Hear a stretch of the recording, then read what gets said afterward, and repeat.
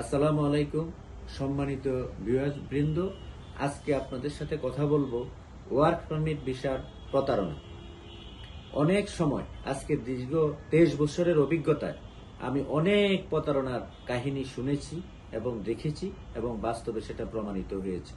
আপনারা অনেকেই Europe America যাওয়ার জন্য গভীর স্বপ্নে মগ্ন। এই সুযোগে কিছু অসাধু ব্যক্তি আপনাদের কাছ থেকে হাতিয়ে নিয়ে যায় লক্ষ লক্ষ টাকা। পরিশেষে আপনারা নিঃশেষ হয়ে আপনারা কিন্তু রাস্তায় রাস্তায় ঘুরেন।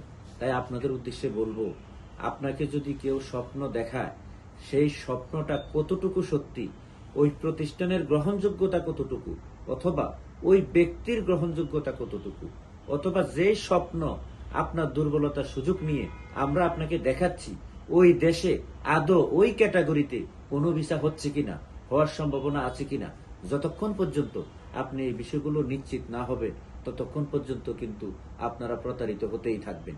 তাই আমি বলবো, প্রতারণার হাত থেকে মুক্তি পেতে অবশ্যই কোনো প্রলোভনে না পড়ে একেবারে সহজ কোনো প্যাকেজে আপনার নিজকে আপনি আত্মসমর্পণ না করে অবশ্যই আপনি যাচাই বাছাই করবেন।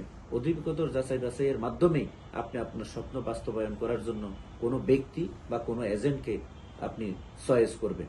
আপনারা ফেসবুক, টেলিভিশন এবং বিভিন্ন পত্রপত্রিকায় দেখে থাকেন যে আমাদের কোনো উন্নত দেশের একটি ওয়ার্ক পারমিট যদি বাংলাদেশে আসে, এটাকে দালালেরা কপি করে শত শত পারমিট করে আপনার কাছ থেকে লক্ষ লক্ষ টাকা নিয়ে আপনাকে কিন্তু এম্বাসিতে দাঁড় করিয়ে দেয়। দিন শেষে কি হচ্ছে? আপনার ভিসাটা হচ্ছে না। সেই জন্য আপনাকে অবশ্যই সিদ্ধান্ত নিতে হবে যে যার কথায়, যে প্রতিষ্ঠান, যে ব্যক্তির কথায় আমি আমার স্বপ্ন বাস্তবায়ন করতে যাচ্ছি, সেখানে আমার অর্থের নিরাপত্তা কতটুকু যুক্তি, অর্থের নিরাপত্তা কতটুকু নিরাপদ, এই বিষয়টা অত্যন্ত বিচক্ষণতার সহিত কিন্তু আপনাদেরকে বিবেচনা করতে হবে। মনে রাখবেন, আপনার পকেটের টাকা যখন আমার পকেটে চলে আসবে, সেটা আদায় করা অত্যন্ত কঠিন। আর মিষ্টি কথায় আপনার নিজকে আত্মসমর্পণ না করে অধিকতর যাচাই বাছাই করে আপনারা সিদ্ধান্তটি নেবেন, তাহলেই আমি মনে করি আপনারা প্রতারণার হাত থেকে রক্ষা পাবেন। ধন্যবাদ সবাইকে।